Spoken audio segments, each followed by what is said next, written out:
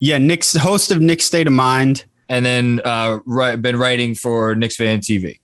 For, I don't know, I guess about a few weeks now. Yeah, okay. That's fine. I just want to make sure I got everything. Yeah. And noted Melo stan. Noted Melo stan. I'll throw that in there. Yeah. Bingo. More importantly than anything else. The most Andrew just put his Melo jersey up. He's gonna keep it up. I may call on Andrew a couple times. All right. Joining me now on the Knicks Film School Podcast, definitely not first time, long time though. One of my very first guests on the show. I usually only force him to come on here and talk about it's not fandom. It's not Orlando Magic fandom. It's Orlando Magic expertise. He usually only gets called upon when these two teams play, but the Knicks made a significant free agent signing. So we got him in here a little early. And we'll have him on again, obviously, on a regular basis because he's awesome. You have seen his words recently for Knicks Fan TV. He's been doing some writing for CP and the boys over there. And he is, of course, the host of the Knicks State of Mind podcast. My main man, Chip Murphy. Hello, sir. John, you're too kind with that intro.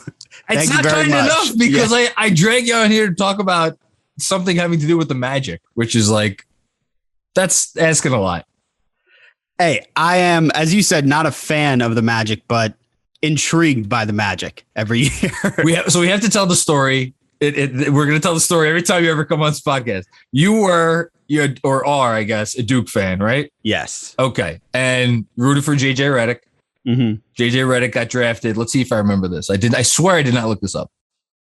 10th overall? Oh, I think it was. I think you got that right. Yeah. Did I get it right? I'm sure Andrew will look that up. 10th overall by the Orlando Magic. Had some decent years with the Magic, and then went to the finals. Was he the fourth best player on that finals team? Fifth. Let's go through it real quick. Dwight Howard, Jameer Nelson, Rashard Lewis. So he wasn't top three. Definitely 11th though. 11th. Okay, so I was close. So fourth, fifth most player on a finals team. That's pretty. Yeah, nice maybe fifth because wasn't Turk on that team too? Oh, Turk was on that team. And am I imagining a Rafer Alston cup of coffee? Not more important. Not more important than, I don't know if he was even on that team, but not more important than Redick. But he had some moments, I think. In any case, so you started watching the Magic, and you still to this day, even though JJ Redick is long gone, watch a lot of Magic basketball in addition to a lot of Knicks basketball, which we're gonna keep going with the lineage here. Fast forward to this trade deadline. I had two people in my fucking ear every day. It's Chris Persianen and you. And you're like, come on, man. Get on board the 48. The 48 train. It's the people are coming on. They're coming on. There's not a lot of room left. Get on board while you still can.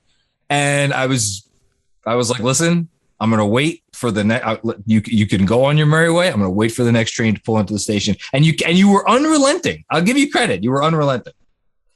And you finally came around too. I heard you on one of the last podcasts. You were like, not like thrilled about the deal, but like agreeing with it. Like I get it. Yeah, I get it. It makes sense on paper, especially if you watch the Knicks series against the Hawks. I think that here's the thing. The part of me that's what we're going to talk about is mostly Fournier, but we'll get to some other stuff too. So let's just get right into the Fournier discussion.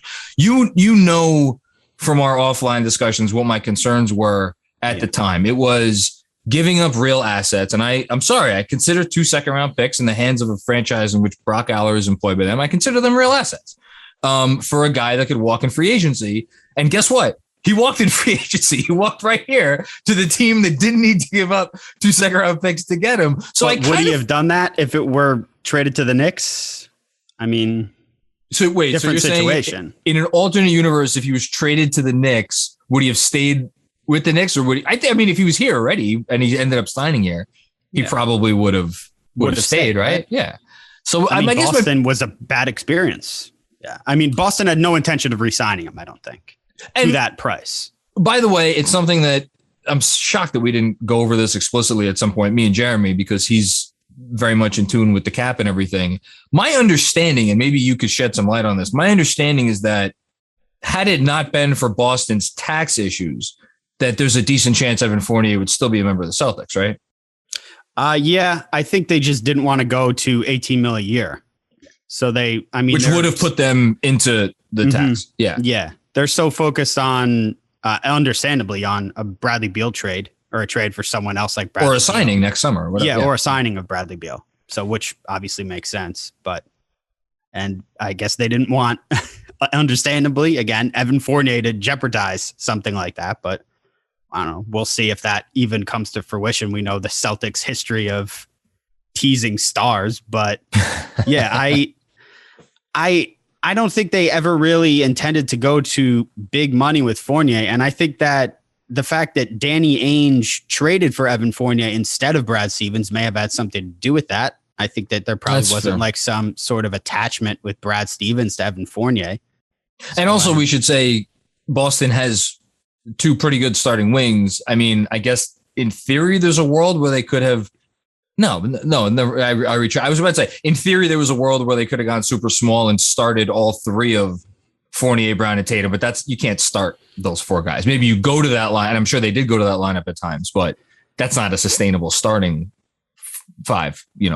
Yeah, they probably didn't want to pay him $18 million to be a sixth man. To come off the bench, exactly. Yeah, although I do think he'd be a great sixth man. I think that is his ideal. He could be like sixth man of the year. I think he'd be great at that. I think that is his ideal role in the NBA, which is, again, part of the reason I was a little bit trepidatious at the time. I also, and as I said this on the last podcast, I'm not going to repeat myself. I liked the chemistry of this team. I wanted to see this team, meaning this year's version of the Knicks, kind of see it through with whatever was going to happen with them and then go from there. What I'm curious about with Fournier, and this is what I really want to pick your brain about, because I think the thing that I never appreciated is when, especially, because his regular season numbers were good. I mean, if anybody wants to look up the number, I mean, the numbers are what they are. You can't, there's really nothing. What bad thing can you say about his regular season numbers? He got, 3-4 assists a game. He was efficient, scored a lot of points. Like what complaints were there really? Like he took some bad shots, right? Yeah, he took bad shots. He did take some bad shots, but he was still efficient. They asked him to do a lot. So that's the thing. How much? Talk to me about how much did the Magic really ask him to do over the majority of his time in Orlando? He had the ball in his hands way too much. He was asked to be the second best player on a team, and he's not the second best player on a team.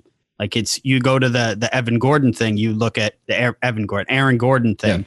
When he got moved to Denver, he was used to being like the third best player on a team. He gets moved to Denver. He's the fifth best player on the team. He never has the ball in his hands. He's cutting all the time. That first game, he has like 3 dunks. It's like, I remember that. He has no idea what's going on. He's like, am I in the dunker spot? What's happening right now? It's like, it was incredible to watch. I think Fournier is, I don't know if he's better off the ball, but he is good with the ball in his hands. They just to a point. Like he's not a primary ball handler. And at times they made him a primary ball handler. And they did the same thing with Aaron Gordon. Yes. Yeah. And that was the thing with Gordon, because the comps, you remember as well as I do, the comps for Gordon coming out of college were like, he's Blake Griffin, right?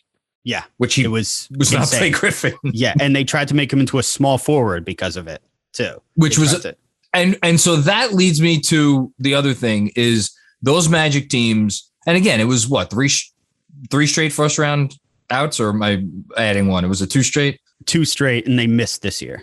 And they missed this year. But yeah. So, well, I mean, Fournier brought the first round out streak with him to Boston, which I'm sure the Celtics fans appreciate. But like those teams never had the proper spacing because they could never figure. I mean, basically from the moment they drafted Isaac, and I know Isaac's obviously been hurt a lot, but the spacing was always crap. And I don't know. I'm even trying to think like, who is the best point guard he played with? I mean, I want to get to Kemba in a bit because I know you just wrote a piece on Kemba, which I thought was really good. Who was the best point guard he played with in Orlando? Fultz. Jesus Christ. I don't think it's close. I think DJ was good, but DJ had some nice moments. He had one really nice year. He had not this past year, but the year that got him paid, basically. Unless there's someone I'm not thinking of. No, I realize you realize who he spent a majority of his time playing with, right? Who? Elf. Oh my God. This poor man. This poor man. So this, you're really making, I didn't think it would happen this quick. You're making me feel really a lot better about this. So he was asked to have the ball in his hands, asked to create a lot. And we know, as we just saw in the playoffs with the Knicks, you can finagle, especially with good coaching. And Steve Clifford, obviously excellent coach, and he's been with the Magic. He was with the Magic for 2 years, right? Three, because he was with him this year too. Okay, so Fournier had Cliff as his coach for 2.5 seasons, essentially. Yeah. Okay. Yeah, so, he did. Which makes a lot of sense because Cliff comes from the school of Van Gundy, just like Thibs does, in which you are going your teams are going to outperform their talent level during the regular season, and you're going to figure out a way around your issues during the regular season. Come the postseason, there's only so much pixie dust in the bag that stuff runs out. Cliff loved Fournier. The whole selling at the deadline, like selling Fournier and Vooch, that was like what motivated Cliff exiting Orlando. Oh yeah, he didn't like that. He was out after that. I wonder where he goes, by the way. I know he's probably going to sit out this year like Thibs sat out. He's sitting, but I'm sure he'll get another job. He has a lot of friends. Is he still healthy? I know there was a health thing with him there for a bit. He did have COVID at one point too. Oh, that's what I thought. He had something else where he was like, I think he had something else too. Yeah, it was. So I don't know. I mean, he seems like an awesome guy. I love listening to him. He was great on the one of the finals post pods with Woj and Lowe. Whatever. We're getting off topic. No. So I think Clifford. It seems like he hit a lot of that stuff. And then, when you get into the playoffs, and who'd they lose to? They lost to the world champion Raptors. That much I remember. And then who'd they lose to? They lost to the Bucks in the bubble.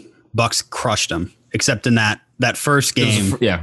Well, the game one Magic. They always come out to play in game one. Vooch was incredible in that Bucks series. But no one else was good. No one else. And for look, the numbers for 48 in those series, like they don't lie. Like the numbers are not good. Oh, they're bad. They're very bad. But again, they keyed in on him in the playoffs, and he's a guy when it's like JJ Redick when he would play on the Clippers, and they would key in on him in the playoffs, and he's a guy. If you key in on him, then he gets shut down. And Fournier is that kind of guy too. Like he's not a top option, but the key or the hope is he comes to the Knicks where he's not one of the two best players or even three if Kemba is Kemba. Well, then he's not being keyed in on in the playoffs. Let's talk about Kemba. Well, whatever. We'll transition to Kemba and maybe we'll go back to Fournier. So you just wrote about Kemba and you had a stat that I haven't, honestly, this week has been insane. I haven't had a ton of time to look at as much stats on Kemba from last year, but you had in here, correct me if I'm wrong, that he shot 45% on wide open threes last year. I always look at the wide, whenever we sign someone, I always look at wide open threes to see how they shoot when they're going to get like spacing and all that. And I was shocked by that because I saw Prez's tweet about how he had like the worst spacing ever. So I wanted to see what he shot when he had wide open shots. And I was like, okay, if he gets some spacing, this will actually improve and he'll shoot like significantly higher than league average. So we'll see. So this to me, because Kemba, as you may have, I'm sure you noticed this at some point. I only looked on Synergy and I was looking and his isolation stats last year were not good, which makes sense because when he was really, I think the down, and I did not watch a lot of Boston basketball. Maybe you did. We'll have some other guests on in the next couple of weeks that I think will be able to speak to this more than we can. But my impression just from reading about the team occasionally and hearing others talk about the team is there was not a ton of ball movement. It was ultimately like, okay, Jalen, you're going to create here. Jason, you're going to create here. And then Kemba, when he was healthy, like you're going to create here. And like, they never developed that synergy where it seemed like the rising tide lifted all ships. So now here in New York, I think the thinking is that both for Fournier and for Kemba being not only with each other, and I know their offensive rating on Boston was very good, but being with Julius and, knock on wood, year 3 RJ Barrett. Where are you on the Barrett on the Barrett scale of the hype scale? I love RJ. Do you like you said earlier, I'm a Duke fan, so I'm very biased. Oh yeah, of course. Yeah, I can't even ask you that question. Yeah. Dismiss everybody listening. I'm sorry. Dismiss Chip's opinion. Is he up there? Well, he only was at Duke for 1 year. Redick was there for 4 years. So is Redick's your favorite Dookie, I'm assuming? He is. Redick is my favorite. I would say Redick, like Trajan Langdon is. I like Trajan Langdon a lot. Trajan Langdon. But I think Redick, like Jay Williams used to be. Jay Williams is starting to fall out of favor. He's kind of a pain in the ass. But I like him better than Richard Jefferson as far as that role of like ESPN former player, talking head guy who like isn't quite full Skip Bayless, but also you have to take everything. Is like they're not. Neither of them are Perk, but like I don't like. He's always on the Knicks though. I don't like that. They're all always on the Knicks. Yeah, but he's zeroing in on him a lot. Like more than even. I know. More than Perk, I think. Really. Perks, I don't know what Perk's Perk. Okay, so RJ is on somewhere on the list. Yeah, well, so anyway, I don't know that I want to say like RJ Barrett is the key to New York's success last season, but just like I'm trying to imagine a world where he comes out, RJ comes out next year, and this would put him a year ahead of schedule because Jaylen Brown this past year was I believe that was year 4 of Jaylen Brown. Was it year 4 or year 5 of Jaylen Brown? I'm losing track. I'll look it up. But like Jaylen Brown this past year came out and was like, oh, okay, this is the guy that we've been like fully waiting for a couple years. And he put it all together. He was like in the All NBA conversation for like part of the season. So this was year 5 of Jaylen Brown. So this would be way ahead of schedule for RJ Barrett. But like if he could come out and do some like make some semblance of a jump that Brown made, even 2 years ago, because 2 years ago, Brown averaged 20 points a game, like, and kind of slot everybody else in. And the Knicks have like this weird big 4 where like Julius is still number 1, but like your number, and RJ is kind of like number 2, maybe with Kemba, and like Fournier is number. I just want to see how that works. And I'm trying to imagine how those pieces fit together. And it's exciting, but it's also a little nerve-wracking because I don't know because we haven't seen it. Yeah, a big part of the Kemba signing working and the Fournier signing working is whether or not RJ gets better next year. Like I don't think any of it really. Maybe it's a bit of an exaggeration, but I'm not sure any of it really matters unless RJ gets better. Yeah, like if he stays the same guy, then the Knicks don't improve from their win total last year. I think so Walker is if Walker, I'm not expecting this. I don't even want to say this out loud, but just could you imagine if Walker went back to forget 2 years, forget 2 years ago when he was 25 in Charlotte. A game. Yeah. Well, 25. I think he led the league in like usage rate. I'm pretty sure that team All NBA. Yeah, he was 13 All NBA. He absolutely dominated every aspect of that team. That team sucked. That team was terrible. And he was still like efficient. He scored. He had the ball all the time. Forget like that guy. That was probably that's a career season for a guy like Kemba.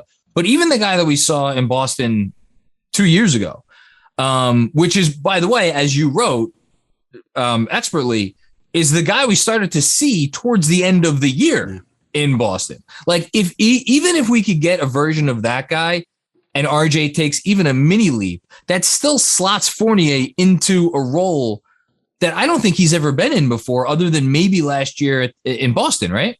No. Yeah, he's never been able to play a role in his, like once he hit and got comfortable playing in a kind of his prime basketball career, he's never played a role that he's been comfortable in. Like I said, it's the Aaron Gordon thing. He's never been comfortable playing in his basketball career, really.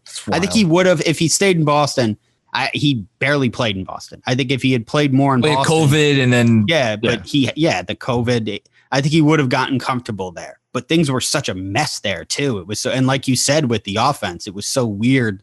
Like things were like, okay, Tatum, you go, Jalen, you go, and it felt like we had Boston people on the podcast, and they were like, it just feels like Tatum just doesn't really trust anybody on the team except Jaylen Brown, so he doesn't really pass to any of them.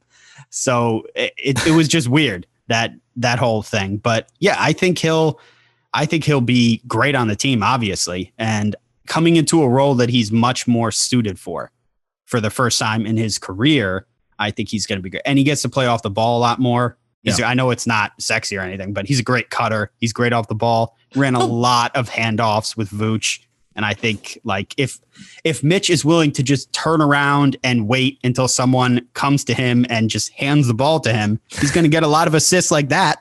Like very easy assists. I'm excited for this diversity is not a word that we've associated with the Knicks offense the Knicks at all. For a very long time. I wouldn't describe their offense last year as diverse. I think their offense was functional, which is also not a word that we could associate with them for a long time, but they knew what they were doing. You knew more or less what you were going to get from the Knicks every night they took the floor last year, including, as I've referenced many times, that 5 to 10 minute stretch of game action where you're like, oh my God, they're just not going to score any more points ever again for the rest of the year. And that's the other thing that but then to me, it could go in one of two directions, because on one hand, you have guys like Fournier, like Kemba, who have experience as like, okay, I am the guy who at the end of the shot clock, I get the ball and I'm just going to create something out of thin air. I don't want to see that as much. I want to see in the other direction of like, it really becomes one of those things where the whole becomes greater than the sum of the parts. And I don't know, man. I'm kind of hopeful because I feel like, does Fournier have like a good basketball IQ? Because he seems like he does. He definitely does. He like we were talking about earlier, he tends to take some bad shots at times, but I think do you think those are out of necessity, or do you think or he felt like our offense is what it is anyway? You know what I'm getting at? Yeah. I think so. Yeah. Like other than when Terrence Ross was on the court, it was kind of like, well, if Vooch isn't going to shoot, who else is going to shoot? So, and I think that's kind of the feeling he had. And he would don't get me wrong, he took some really bad shots and pissed off Magic fans, I think, when he did it. And understandably, did he really? Yeah, I think he did. But that was more because they wanted to see young guys play ahead of him, I think, and which was understandable. But I think he has a very high basketball IQ. If he didn't, Steve Clifford wouldn't like him as much as he did, and Steve Clifford loved him. So, and that honestly says as much to me about him as anything. Yeah. Did you watch a lot of the Olympics with him? I did watch some of it. Yeah. He's smart. I mean, he plays well in the Olympics because he's a smart guy. It's just amazing to me how these guys who are like, even like with Manu's a Hall of Fame player. I personally think he's a Hall of Famer, even if the Olympic stuff didn't happen, because of the championships. And, he did make some All-Star teams, but like, it's just amazing to me that these guys who are like, I don't know, what does Fournier top out at? Is he the 50th best player in the NBA? Is he 60th, 70th? I don't know. He's like somewhere in that range, right? Yeah. And yet for like one game on the floor against the best, team, assembled, he could look like the best, second best guy because Durant was still out there. But like, it's just amazing to me. But he has that in him. And not everybody has that in him. Patty Mills can go and score 40 points. It's amazing. It was unreal. Yeah. But I've always liked Patty Mills as a player, which is why I hate that he's on the Nets, because I can't root for Patty Mills anymore. The other thing I wanted to just touch on, from an X's and O's, not really X's and O's, but like, I'm wondering, because while Fournier was, again, clearly not someone who should be directing an offense if you want your offense to be good, I'm still intrigued by the notion of him as kind of like, I don't know how they're going to how they would mix and match this, but him playing with some backups against other backups, with a guy like Obi Toppin, even something like with him and Emmanuel Quickly. Like, I'm curious how that looks. Like, I don't even know that he's ever played with another guard. Like, I guess Terrence Ross is kind of the closest thing to an Emmanuel Quickly type player he's played with, right? Yeah, something he's never really done is play against backups. He's been a starter his whole career in Orlando anyway. You're right. So yeah, Terrence Ross is really the closest thing to an Emmanuel Quickley type. And he's not really an Emmanuel Quickley type. He is in the sense that he's a gunner and he's going to shoot every single time he touches the ball. Terrence Ross is going to shoot, but that's his role. But yeah, I guess.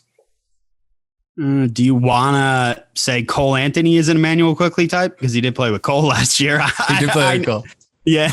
I'm used to seeing Cole Anthony's name come up because anytime you order, I know you're like me and that you spend way too much on like time on stats pages. Yes. Anytime you order last year's statistics by like players who reached a certain minutes threshold and like had like a certain usage, like Cole Anthony was essentially like the worst shooter in the league. Oh God. He was not good. But again, that's who Fournier had to play with for most of the year.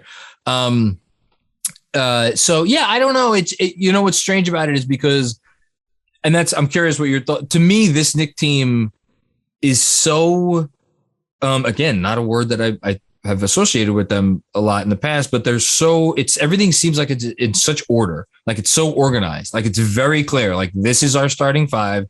This is our backup five. And then these are our other five guys who, you know, maybe if the situation presents itself, like they could get in. And like you got Fournier in that like swingman role. And then behind him, to me, is Alec Burks, who's kind of like, you know, he's kind of a little bit like a poor man's Fournier. I mean, you watched, I know, as much Burks as I did last year. So it's like, I don't know when there would be an opportunity for Fournier to run with the second unit, especially since Thibs does kind of like to keep his rotations a certain way. But then again, you know, he mixed it up with Derrick Rose last year. That had a lot to do with Elfrid Payton? Yeah, probably. Yeah. I don't know. I really, if sitting here now 2 months away from like where the start of like training camp, even, if there's one wish that I have, it's that for like Thibs to like mix it up a little bit. You know what I mean? Yeah, I know what you mean, but I feel like Thibs is Thibs, isn't he? After all this time, do we really think that he's going to change now? And like, and like me and Andrew just said thank you, and like Andrew was on our podcast and we were talking about like Obi potentially playing the five, and it was this is Andrew's thing. Yeah, hey, Andrew, can you get on here? Unmute your mic for a second.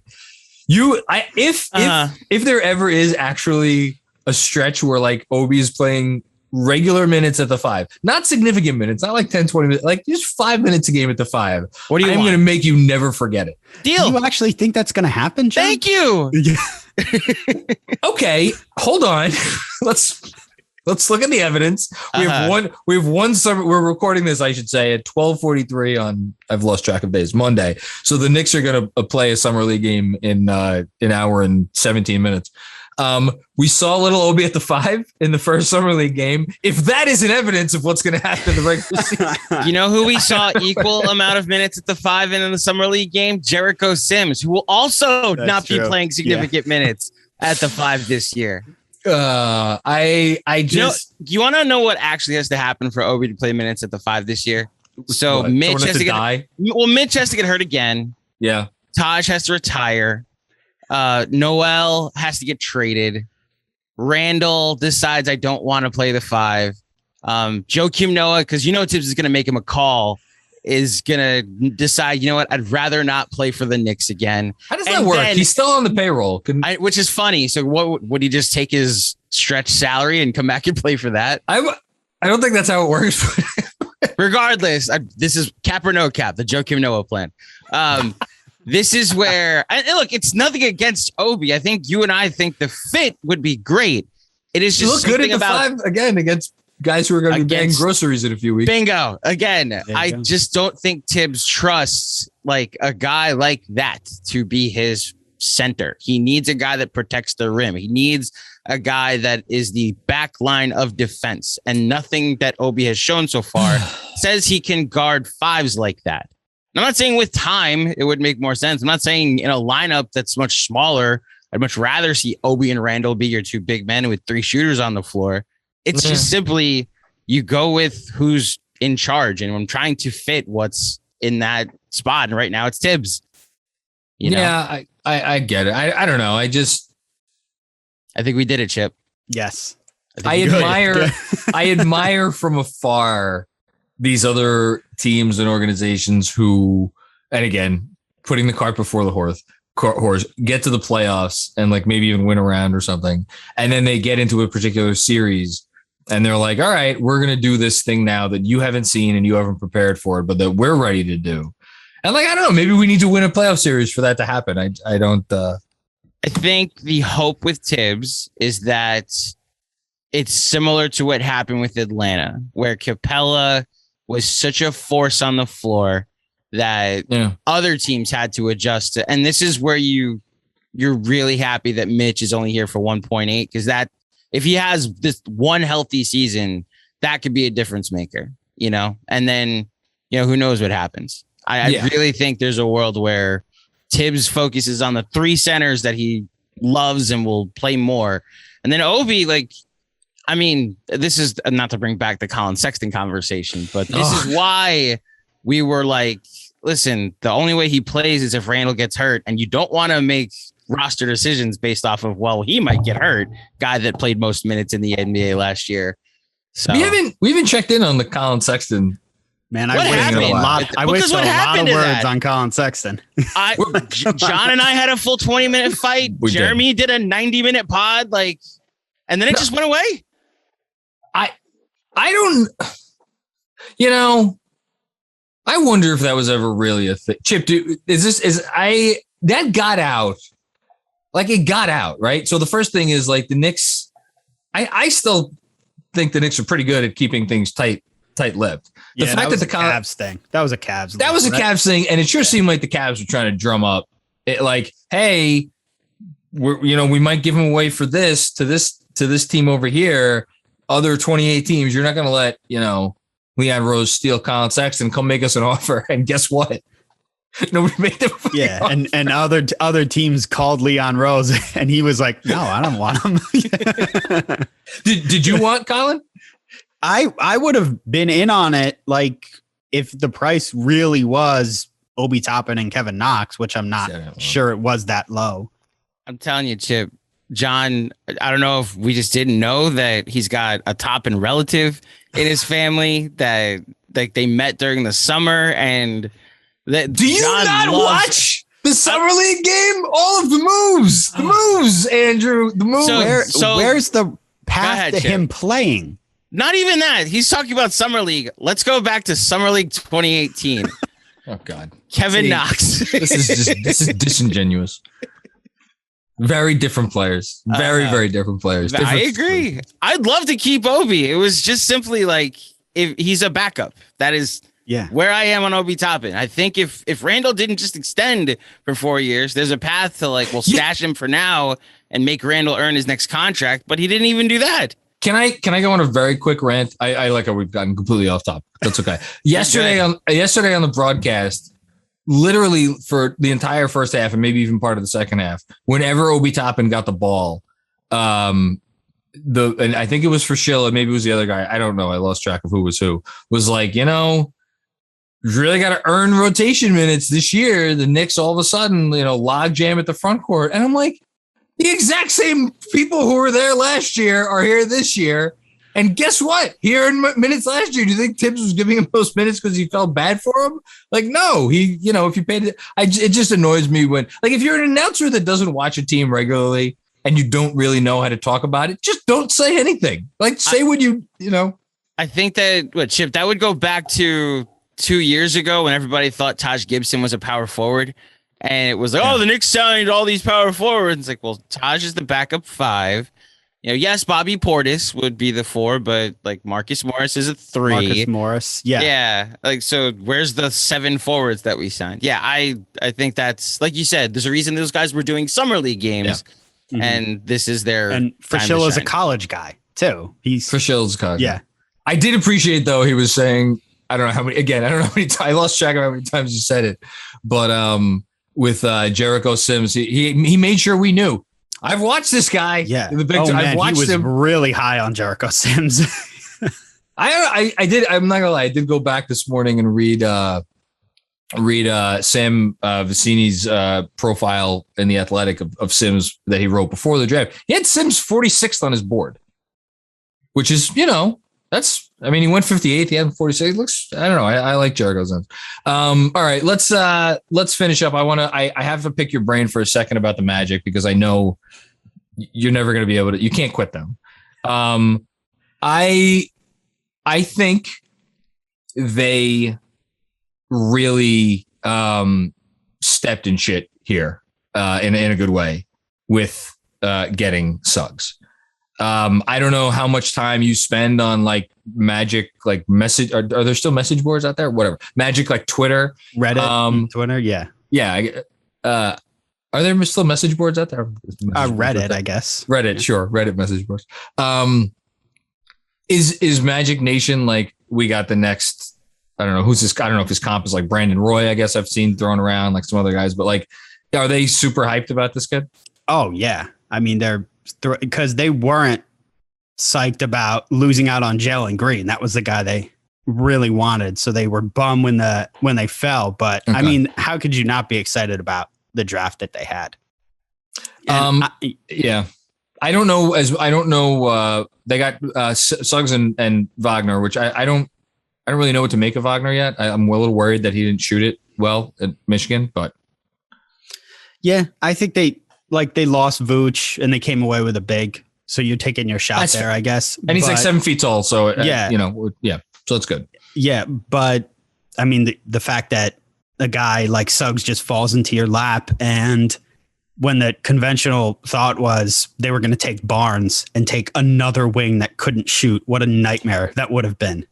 Thank God Suggs fell to them. I don't know if I'm allowed to say this.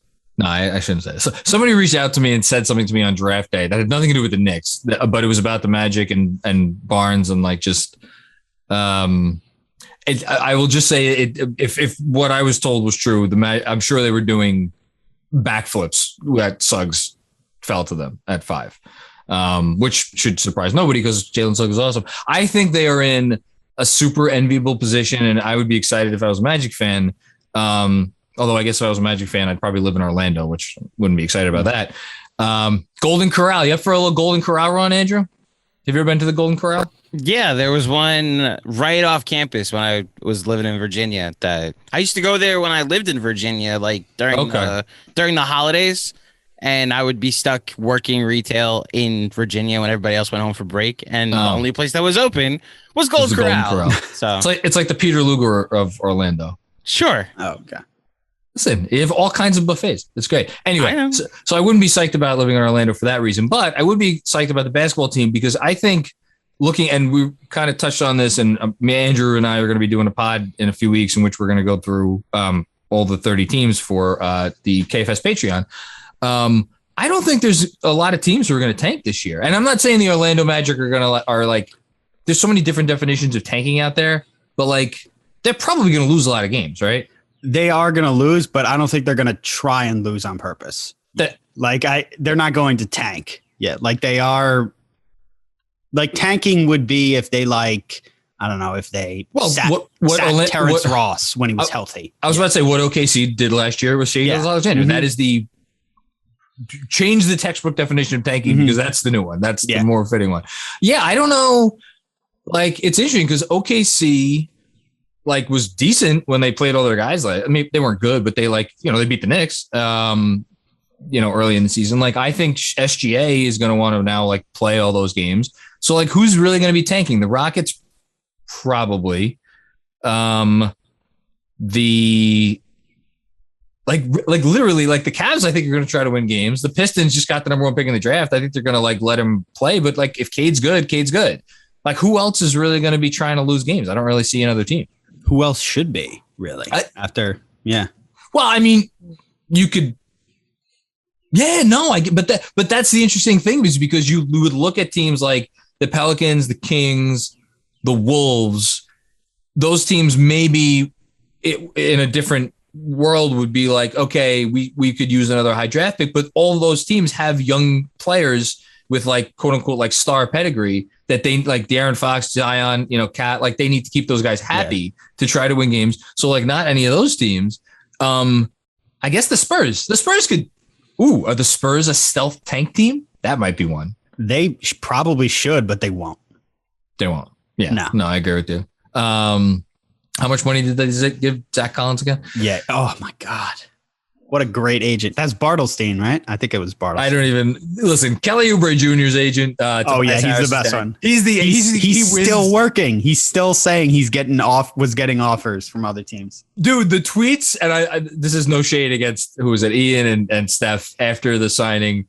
The tweets that they sent out where they were like, just in case anybody was wondering, here are all the teams that made offers.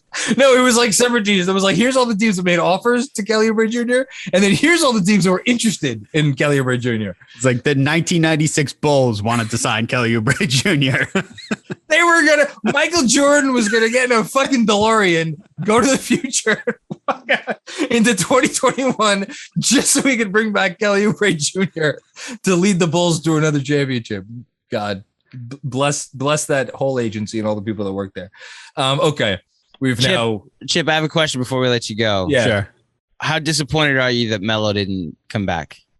At first I was slightly disappointed. I'll admit that. But in the end, like I was like, yeah, it would have, because we talked about this. I was like, it would have hurt him in the long run in terms of his legacy with the Knicks. Are you able to, sorry to cut you off, but like, are you the Knicks fan that can't root for the Lakers? Like, I know there's that Knicks fan out there that hates the Lakers, that it's impossible, but now you're able to root for Melo. Oh, I can root for Melo no matter what. Okay. As long as it's not okay. Yeah. I'm not as anti-Laker hater as like Boston, Miami. Those are the teams I'll always hope they lose every game. I'm glad he went. I'm glad. Oh my God. If he went to Miami, I couldn't have rooted for them to win a championship. Well, even Brooklyn, like I'm really glad I don't have to even contradict myself. And if he went to Brooklyn, because that's where I thought he'd end up, which not to get too personal into his life, because I don't know any of this, but what's happening with him and Lala might have had something to do with him staying on the West Coast. Yeah. Because she lives on the East Coast, I guess. Right? I think zero idea what you're talking about. He and his wife, Lala Anthony, are getting a divorce. That's yeah, which is sad, but that's sad. So again, half-assed internet research, reckless speculation here. I'm not sure if she's all still shooting that show on Stars. I think that ended. That ended. So then, Power did end. That's right. So then, she's an actress. Yeah, she's an actress. She was on a show called Stars, and she was on 106 in Park for a while. I think I knew that. I didn't know that. Oh, well, okay. We don't. My take when she was on a lot of shows. My take when Melo was a free agent in 2014, where everybody was like, he's going to Chicago, he's going to Phoenix, he's going to Houston. It's like his wife is shooting a very popular TV show. They have a 5-year-old. He's going to re-sign with the Knicks. He's just seeing if there's a pipe dream that LeBron would come to. LeBron went back to Cleveland. Melo signed for as much money as possible. Enter Phil Jackson. Man. All the blame went on Melo instead, though, of course. Yeah, of course. Pick swap in 2016, even though Phil Jackson was in charge of the roster. There's so many like alternate universes I wonder about with the Knicks over mostly the last decade. The one where Melo signs with the Bulls, that's up there. That's high up on the list. Knicks probably still tank in 2015. Still probably end up top 4 pick, and then they get Porzingis, and then who knows what that team looks like tanking again. The problem is they still had a pick swap in 2016. So it wouldn't have mattered if they tanked. But that was 2013, 14. So that when Melo's free agency was in 2015? Yeah, it was the end of after the 2014 season. So summer 2014. Because then 2014-15 was the 17-win season that led to KP. Then they had a pick swap, which is the Jamal Murray draft. Yeah, but that wasn't until you said 2016. Right. So they would have had an extra year to kind of get their shit together. Right. Theoretically. But they their pick could have been swapped. So even if they wanted to tank, which is why I blame Phil more for 2016, them losing Jamal Murray, and not the Melo trade that everybody alleges ruined the franchise because they gave up 1 pick and 1 pick swap. It didn't ruin the franchise. I'm just imagining an alternate universe where this summer went like this. Obi and the 2 firsts for Colin Sexton on draft night. Signed Dennis Schroeder. 3 years, $66 million to be your backup point guard or starting point guard along Sexton. I don't even know. you know. Why would you sign both of them? And then Melo comes back and he's your backup power. Man. Colin Sexton and Dennis Schroeder fighting over the ball like Will and Carlton. I have talked myself into many a thing over the years with this franchise. That would have been fun to watch on free agency night. If all of this happens and you're like, you know what? Melo he's older, he's wiser. I think the Schroeder Melo chemistry, we're really underrating the synergy possibilities here. You know? I think Sexton can learn a lot from Melo. You know, Melo really grew up, and Sexton and Jeremy just logs off. All right. On that note, Chip, I got to kick you out. This is loading up on pods here. Chip, before I let you go, tell the folks at home where they could find you and your stuff. Sure. Thank you very much for having me on again, guys. Thank you, man. Yeah. And you can find me on Twitter at ChipMurphy7 and follow Knicks Fan TV and follow these guys, Knicks Film School. These guys are the best. Yeah. Look at you. Who else when I ask them to promote themselves is like, no, I'm just gonna shout you out. Madness.